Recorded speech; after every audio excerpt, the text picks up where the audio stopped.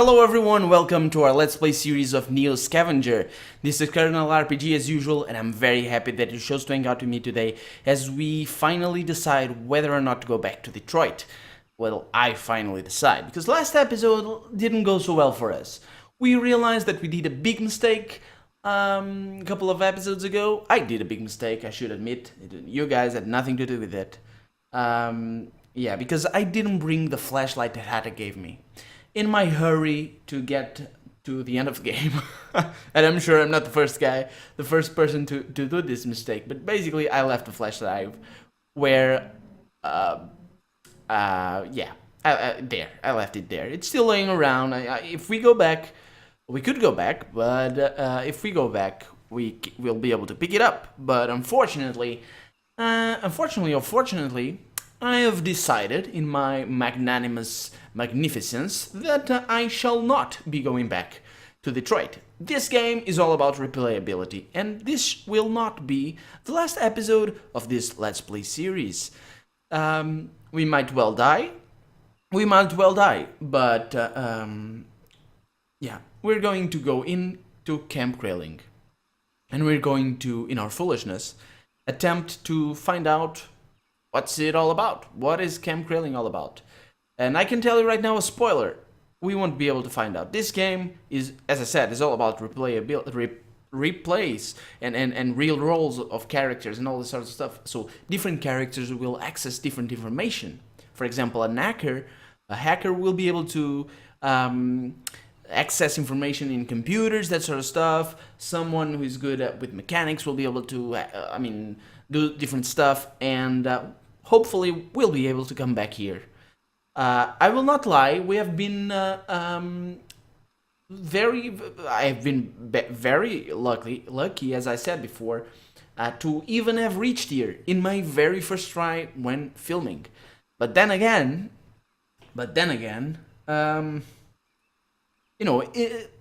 if we want to make this interesting, we might as well give it a shot. Let's go in. Let's take the left path towards the forest, and between the you can see. Okay, so let's look inside Camp Grayling. We've already read this last episode. Anyway, let's look inside. The pylons you see forming a perimeter beyond the fences are much clearer now. However, that doesn't help in identifying them. They almost look like radar towers, but they aren't moving. 3 white orb-like structures dwarf several buildings in the foreground. A small shed, an air traffic control tower, an enormous hangar, and a barracks.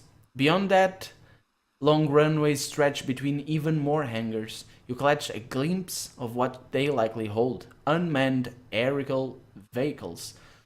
A couple of small, sleek drones sit here and there, some crashed, others relegated to the mercy of the elements. The rest, you'd guess, likely safely inside. There's not a living soul in sight. The dead, however, are readily available for company. Okay, so we've already looked into Camp Grayling from outside the fence with our telescopic eyesight, our fancy new bionic enhancement. So what we'll do right now is look at our things and equip something that we made last episode, as you probably recall, which is our patchwork. What's it called? Sorry, patchwork foil poncho. Yes, that will protect us. Hopefully, that will be our salvation in there, and we'll get to see why. I'm also going to drop my sled, because we can't enter the camp with it. Okay, so let's try and cut through one of the spots in the fence. With everything you've been through, the first few cuts through the electrified mesh chip off little from your resolve. But after 10, 20, 30, it becomes difficult to ignore the vicious tingling, the spreading sting, the sensation of skin pulling and twisting against itself. You sweat with anticipation before each cut, and pause for relief after. The simple task of cutting a few wires has grown into an increasingly gargantuan task. Eventually, after a grueling test of your resolve, you decide that's it. That's good enough. A few kicks, and the fence folds over. As the fence opens, you feel areas of white-hot pain intermittently, and you recoil. The sensation disappears when you move from the opening, and soon you discover that the pain seems to come from within the facility. Fortunately, after some tentative testing, it appears your attire mostly shields you, and there we go, your attire mostly shields you from it. So let's enter Camp Grayling using the foil. Bracing yourself, you push through the breach in the fence and start walking. 10 seconds later, all you felt are a few hot touches through the vulnerabilities of the foil covering your body, joints, holes, and so on. You keep your back to the emitter to protect your face. It's really working. The signal from the emitters are bouncing right off you. You stand in victory and raise your arms. You know you shouldn't, and you're facing the wrong way, but still. "Is that all you've got?" you yell, and you don't regret it. When you regain your good sense, you make your way quickly across the field, still careful to keep your face covered from the octagonal emitters of the turret. The hits of microwave radiation may be small, but severe pain in small doses is still severe pain. Meanwhile, your protective foil is tearing with every movement you make. By the time you wear out your foil poncho's durability, you've cleared the turret's range. Most of the getup is in shreds behind you. The rest, unusable, clings to your body. You pluck off the foil hat and shrug the rest. No reason to look like an idiot anymore. Before you can go on, squeaking and servos echo from behind you, drawing your attention back to the fences. A belt-wheeled drone is positioning itself by your handiwork. With skinny limbs, the mesh is spliced and patched, and moments later the repair bot is trundling back into its access trench like nothing happened. Given how long it takes to cut through the fence, even without a turret at your back, it's clear that going out the way you came in would mean death most painful. You'll have to find another way. For now, the grounds of Camp Grayling await.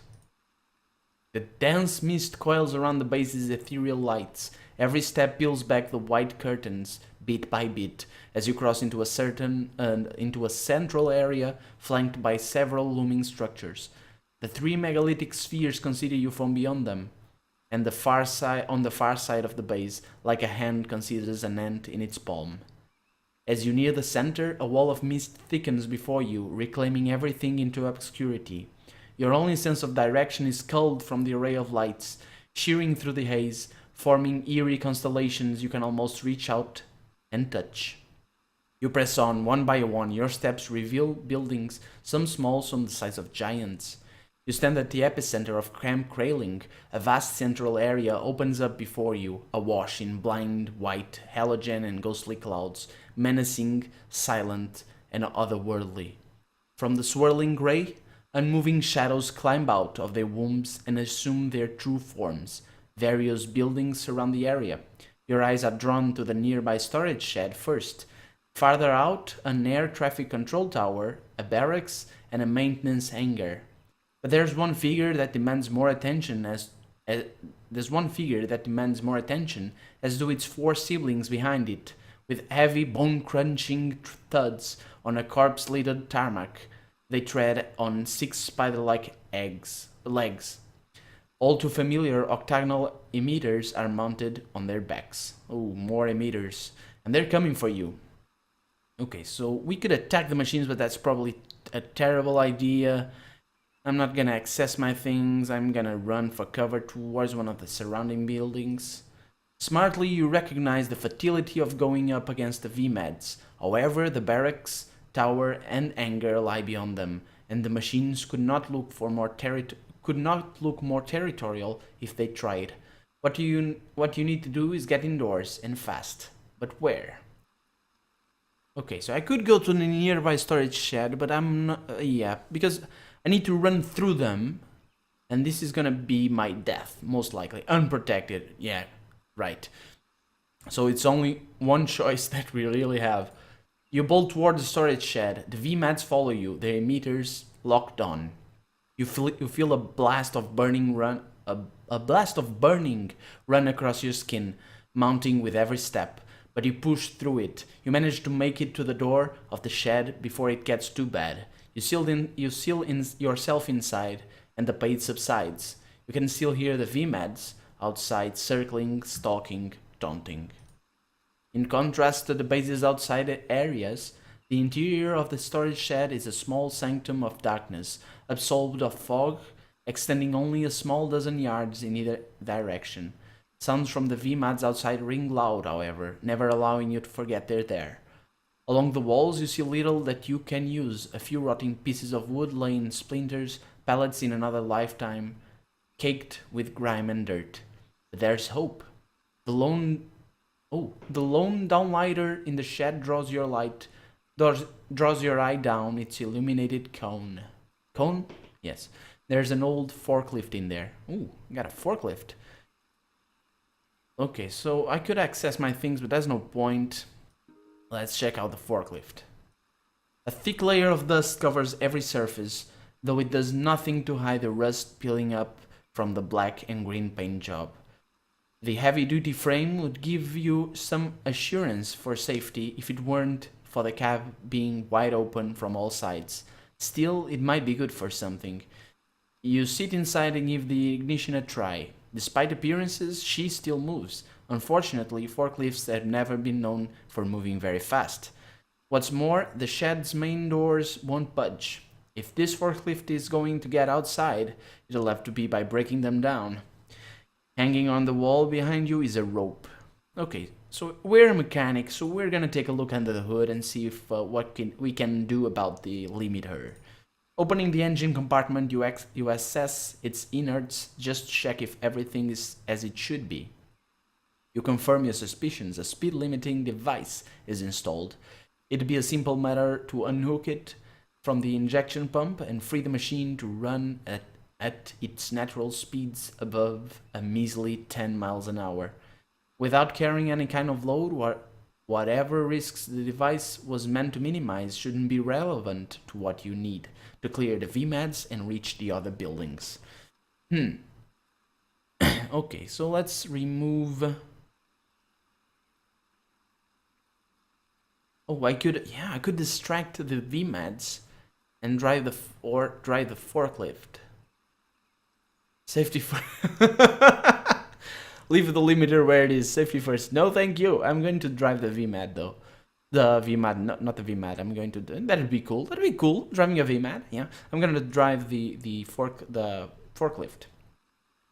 With a callous hand, you dismantle the speed limiting device. You situate yourself in the cab of the forklift, reasonably assured that she'll drive fast enough to get you across the tarmac in one piece. You're eager to see your handiwork in action. Before you can have a second thought, the ignition is on and you're breaking through the shed's main doors. The VMADs whirl around at the new beast on the tarmac. The pulsometers are quick to fire at you, and you feel your skin curdling. You push through the second after second of hell. Then you realize you haven't decided where you're going to go yet. Okay. Veer towards the barracks, towards the control tower. Okay, so... I'm going to go to the control tower. I'm gonna look... I need to check on... yeah, let's try and explore this place a bit. We have a forklift after all. We could avoid them all day long. Greeting through throbbing, cracking skin, you turn the wheel towards the air traffic control tower on the other side of the tarmac. The VMADs continue their radiating onslaught, following your every swerve. You can barely hold on. As soon as you're near enough to the building, you leap out of the cab for a brief reprieve, blocked by the forklift's frame. The VMADs continue moving towards their quarry, even as you manage to make it inside. You have cover for now, as do your new burns. Ooh, that's bad. That's bad. We got painkillers if you need it. The control tower begins as a triangular enclosure at its base, red emergency lights spreading out across the walls and floor. You see no trace of the main lights, or anything else of note. Hollowness haunts this place as much as it holds the rest of Camp Grayling. As the tower's spine, an elevator lies dead at the bottom of the shaft, mired in darkness. A spiral staircase trails along the wall, high up to where you can no longer see. Let's go up. You find yourself on the first and only landing in a tower, up 7 stories from the ground. A spiral of red lights goes on forever into almost endless dark below. Above, you hear faint electronic noises. Before you is a door with the letter MER on its front. Control room. Okay, let's go to the control room and see. The stairs end at a circular room surrounded by tall and wide windows, the very top of the control tower. Around the ceiling hangs an imperfect array of dimming off-white lights, pinpointing each area of responsibility with stage-like gravitas. The monitors and keys at about half of the workstations appear active, all situated toward the center and front. Binders and files stack high at the center table, in varying states of chaos. Outside, the mist seems to have thinned somewhat, just enough for you to see the ghost base over which you're standing. Ooh, mechanics, see if there's something up here to stop those VMATs. That's great. See, we're skillful. Look at that. This is a good thing. This is a good thing. But before that, I'm going to access my things. No! That's pointless. I was going to take some painkillers, but we don't have painkillers because we left them outside. Never mind. Never mind. Anyway, let's see. You look over the workstations for any signs of what controls those VMATs. Unfortunately, it looks as if they're coordinated from some other location.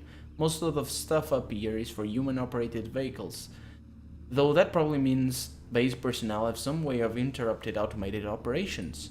Changing your search accordingly, you manage to find the emergency service request system. Tower personnel can designate an area open to emergency services such as fire or medical teams, which might just give you the space you need. Good. However, given the base's layout, there are a few choices. You can probably open up the section between here and the maintenance hangar, giving you a chance to dart across to it, but that's about it. All other routes are too exposed, putting you at risk. Yes, I want to submit that request. Thank you very much. You finish inputting the sector and event code and hit submit. It looks like it went through okay, so you check the window to be sure. After a few moments, it's clear the search patterns of the VMATs are adjusting to your submitted request. If you hurry down now, you can probably reach the maintenance hangar safely. Oh, the stairs. Okay, so we've been here. Let's go. I could check out the view, but yeah, that's nice. That I won't check out the view, but I know what happens there. We might do that in another episode. Okay, let's go down to control tower ground floor, yes, and leave. Sleeping outside, you have but a few seconds to make your next move before those VMATs pin you. The hangar and the barracks are closest, flanking the tower, and across the open tarmac is the shed. However, even the nearest buildings are far enough away that you doubt you'd make it alive. Okay, so I'm going to the maintenance hangar, because that's the only place I can go. Okay. Momentarily safe from your mechanical pursuers, you hurry across the tarmac to the maintenance hangar. You stand in awe of the impossible space folded inside the hangar. The walls and rafters seem to recede at your approach, easing into the shadows of infinity. You shudder to think what was once housed here. No mere aircraft, surely, something much bigger. Whatever it is, it has left a grand vacuum meekly filled with a small, unmanned aerial vehicle in the center, evidently midway through repairs, dwarfed by the pyramid of ghostly lights in which it rests. Nearby, a maintenance hatch on the floor lies open. Let's examine the drone. The lone UAV looks to have been sitting in disuse for some time. It's much larger up close. White-tipped wings extend out from a once shiny body that is the color of onyx, with a thin flourish of blue on each fin of its Y-shaped tail.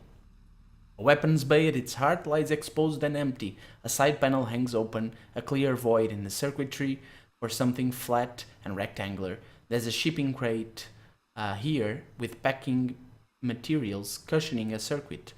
Discounting the missing parts, it doesn't appear to be damaged. You see no reason this drone was singled out from the others on the base either. Okay, so we stand in awe again. Let's enter the hatch because it seems like it is our only choice. Unless we can check our things. Let's check our things and see. Okay, nothing new. Nothing new. Oh, by the way, let's equip our patchwork tunic. Just in case, it's getting a little bit chilly. Let's explore the hatch. Tiny green maintenance lights lead your eyes deep into the earth, down a tight crawl space beneath the hatch. A rush of air drifts upward, smelling of silicon and copper, of thermoplastics and tin, and of beginnings and ends. You see nowhere else to go but into darkness. You carefully ease yourself down, catching one last glimpse of the surface, in case it is your last. The concrete tunnel grows intent with sealing you in, tightening its grip around you with each rung you descend. You lose count of how many times your knees and elbows scrape against the sides. You reach a point where neither up nor down seems to have an end, and you're convinced you found yourself a new kind of hell. But like so many times before, you press on. There is much at stake. You lower your foot expecting to find more ladder, but it's floor that meets your expectation. The air feels entirely different this deep. Isn't it awful when you like climbing down a ladder and its floor meets up with you and like you just slam your foot on the ground. That's terrible, especially if you're I mean in darkness as Philip Kindred is this time around. The air feels entirely different this deep down, warmer, more arid.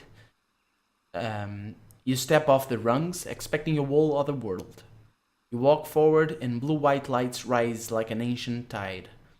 In concentric rings around you, rows upon rows of 6 feet high CPUs extend as far out as the hangar above. You hear the endless exhale of vents and internal fans. The LED lights cycle and flicker and stare. In front of you, a path leads straight down to a curved desk on a raised platform, immaculately crafted and beholden only to the great black mirror before it. That's fancy. You seat yourself on a black leather chair, in reach of a sleek-looking keyboard, anchored to the desk's center. The giant monitor looms high ahead. Against its onyx abyss, pale white text blares on in unintelligible sentences. A jitter wipes it all away until, letter by letter, a single word takes its place. Black white. Black white online, a voice says. At the bottom of the screen, the outside of a thin rectangle stretches across. Pixels of white start to fill its inner void, left to right, with slowness of nightfall. Smith credentials remain active. Unsealed are 1.16 exabytes of data. What will user Smith review? The base's artificial intelligence, black-white, idles while a blinking cursor beckons for a command. The keyboard on the desk shimmers in the screen's dim glow. Everything you've come across in your journey through Michigan floods your mind. Every question, every puzzle, every mystery. Along the monitor's lower edge, the status bar steadily continues to fill. You may not get all your answers. So it looks like a status bar is filling, and we need to... Where is it? We need to ask questions. Okay, Camp Grayling, unexplained phenomena... New Earth Ostracon. Let's find out about our old website. Black White's glassy face seems to darken. New Earth Ostracon, it says. The NEO... Oh, that's what NEO Scavenger stands for. New... I didn't know that. I mustn't have read this. I didn't know that. That's what NEO stands for. New Earth Ostracon. The NEO was an online repository of information concerning the occult, which rapidly gained popularity worldwide between the years 2014 and 2017. The colloquially termed wiki comprised of supposed eyewitness accounts of paranormal events, conspiracies, and fringe science discoveries. Entries included times and dates of sightings. All users had editor's right and were free to contribute to content which grew the website exponentially. That's how a wiki works. 10 curators with administrative rights to the NEO have been identified in the US. After a security violation was traced to these curators, various agencies of the United States government formed a task force to apprehend these individuals on charges of espionage. The NEO was subsequently shut down, although users repeatedly created mirror sites to keep it alive, obviously. Okay, so it looks like we got in trouble. What was that security violation? We could, yes, follow-up questions, awesome. What's that? Yeah, the security, oh, see, down here, Black-White's task process is at 40%, so we only have like 2 more questions before it reaches 100%. Well, let's take the best advantage we can. Anyway, the security incident, designated security violation, occurred at 402824 North, 111 56 14 West. So these are coordinates. I don't know. Okay, 4028. This is around. It should be around Michigan. Black-White begins. Evidence of 2 perpetrators discovered. Investigators confirmed that one of the 2 had TS clearance. The violation involved the following components: a comparison algorithm, a native dataset, and a foreign dataset. A fourth component, the output of the algorithm itself, has been redacted from Black-White and all storage devices. Oh, so yeah, espionage right there. But what about foreign dataset? Yes, let's continue. Let's try and find out as much as we can about NEO.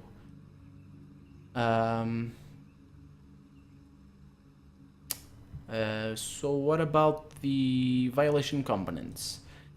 The comparison algorithm was developed by the National Security Agency.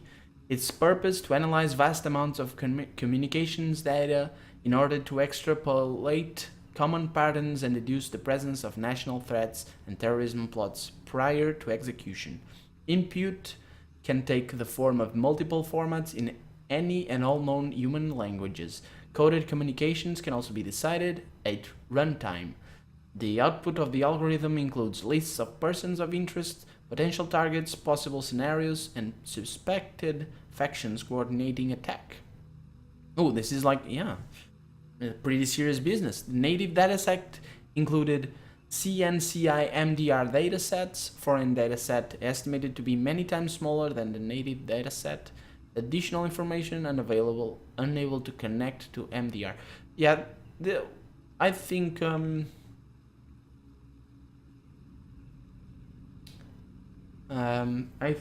yeah, probably Philip Kindred was trying to find something about the supernatural phenomena he had been exploring. Let's return to the home screen and ask about something else. Oh, Bertrand Ferris. Isn't this the other dude that was with us back then? An icon resembling an eagle clutching a key rotates at the center of the screen. You harbor few doubts about Black-White's reach. If anything can tell you about the faceless man you saw in a retrieved memory, it'll be this machine. Now moments away from telling you who wiped your memory and froze your body in a tube. Mere moments. The eagle vanishes. Found one exact match. Records of one Bert Ferris crossing the Indiana state border into Michigan in a dark blue sedan with plates DEC 1628. No other digital records of the individual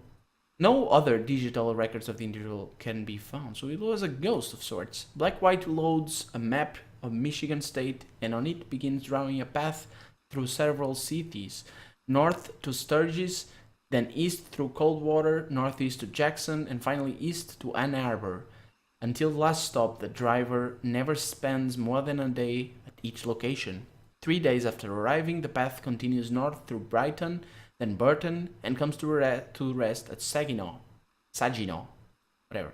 On an on-screen prompt, then an on-screen prompt that indicates that a week later the vehicle was towed away. What?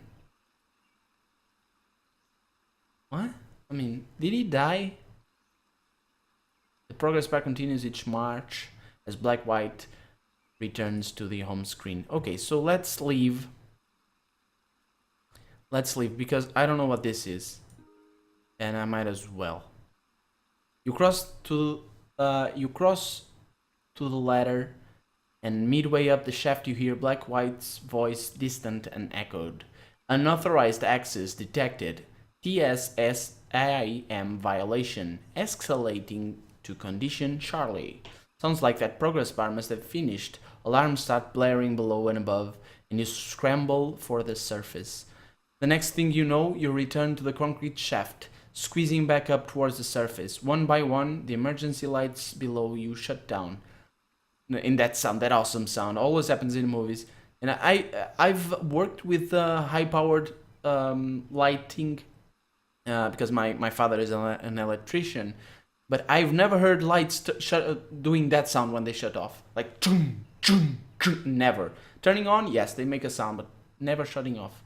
Anyway, darkness wells up from the depths of the earth, and you're caught in its warpath. What will you even do? The VMADs on the surface will be out in full force, and who knows what new horrors await alongside the ADS turrets and energized fence. But there has to be a way to escape. There has to be. Camp Grayling's war cry shatters the air. Alarm lights pulse red, drawing in the walls of the hangar to surround you. And its vast emptiness only serves as a paper fortress. Your options are few. Crossing the hangar, you make your way to the side door. The VMADs have gained reinforcements, and they dominate the grounds, patrolling at a faster pace than before. The thoughts of slipping past them crosses your mind, but as if the base's sensors catch wind of it, the VMADs all immediately turn to face you. You slam shut the door, not on foot. Nearly lost in swellings of red, the cone of pale light still directs your eyes. The AAV. What's the AAV? You estimate that you can just fit inside the empty weapons bay. Oh, the UAV. The unmanned aerial vehicle. Yeah, that must have been it. A typo or something, I don't know. You estimate that you can just fit into the empty weapons bay. You'd be shielded from the VMADs, but they would outweigh you. Maybe this thing can still fly? Could you escape inside it? Even so, no machine can run without all its parts. The square absence in the drone's exposed side panel hangs agape. Is that crate holding the right part? The hangar doors hum to life, creeping open. Oh, Jesus. Your time may be up. Pulling the PCB from the packing materials, you return to the AAV. Alarms rage. Seconds slip away. The VMAD's death squad awaits hangar doors with predatory patience. A prayer catches in your throat. It's just you here, you and death. With the PCB slotted in, the drone breathes once more, a shrill whine of life in its engine lungs. It throttles up. Enduring sections of the hangar doors groan through decades of rust as they ease open, VMADs now marching through. You climb inside the drone, it starts gaining momentum across the floor of the hangar, closer and closer toward the deathly gaze of the VMADs. You dare not hazard a look, but you can hear the crushing steps grow louder and then distant again as the AAV taxis open outside. It turns almost in place and then catapults down the runway. You take flight. The AAV sails through the mist higher and higher above Camp Grayling. Frost seeps into the air. Without any way to fasten yourself, you push hard against the sides, a ghost inside a machine clinging desperately to its shell. The drone levels out before reaching much of an altitude. It turns. When it feels safe to poke your head up, you see that you're headed south.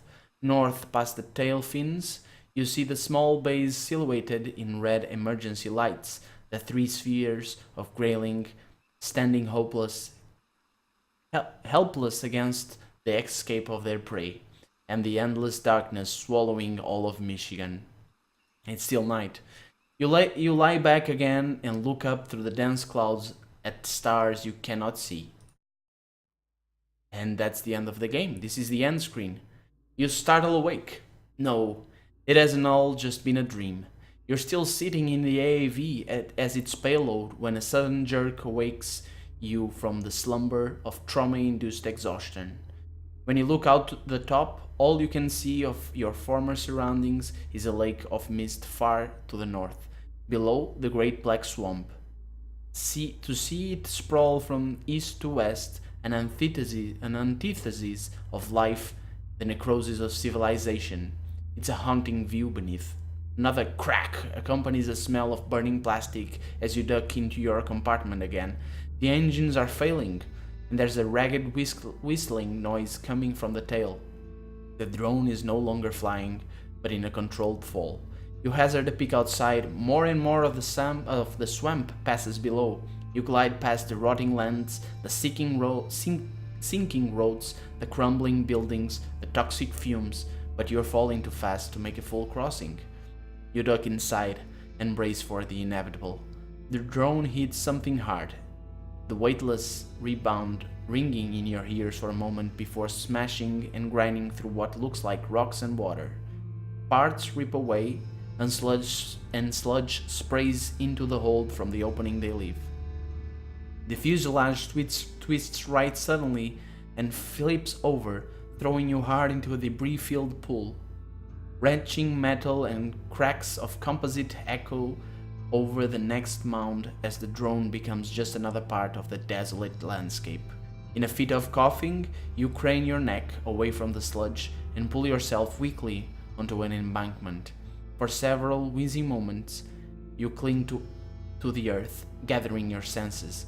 After more coughing, you plant a hand in the cold mud, push the ground away, and stagger to your feet. A brisk, acrid wind bites through your soaked clothes, and you turn to face away from it. Ahead, miles of lifeless, muddy terrain, punctuated by toxic pools and shells of old buildings. And beyond that, Indiana.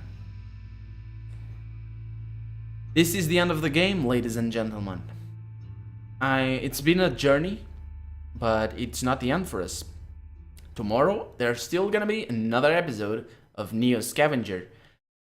This has been Colonel RPG, and I'm very, very happy that we've managed to clear so much reading. I do apologize for all the tongue-tiedness.